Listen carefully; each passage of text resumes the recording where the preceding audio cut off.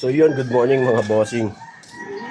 Ah, ang resulta ng ating race ay olats. Yun, walang umuwi. So marami hindi na nakapagpaklak dahil nga masama talaga panahon sa Quezon. Tapos Legazpi, kumbaga malakas ang ulan. Merong dalawang lumusot. So big winner talaga sila, parang bonus round talaga nila to. Parang jackpot round. Siyempre, wala na silang parang paghatian na nila yung premyo. So tapos ang karera, meron na lang siguro mga survivor. Yun na lang ang ilalaro. So sana makuwi pa yung ibon natin mamaya. Baka sakali pang may karga. Yun, shoutout sa dalawang nanalo. Ang gagaling ng ibon nyo mga boss. Magaling na handler. So di tayo pinalad.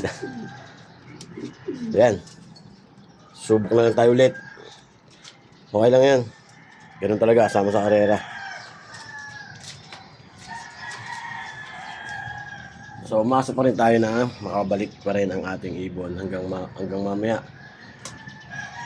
So kaya lang siguro sila hindi nakauwi dahil sa mga panahon. Yan lang naman talaga ang kalaban ng mga ibon, kundi weather, kaya falcon, yan, mga predator.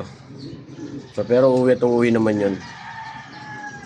So lahat ng mga, kahit naman yung mga magagaling na pansire, hindi rin nakauwi yung mga ibon nila. So, syempre, ang hirap ng race na yun. Galing.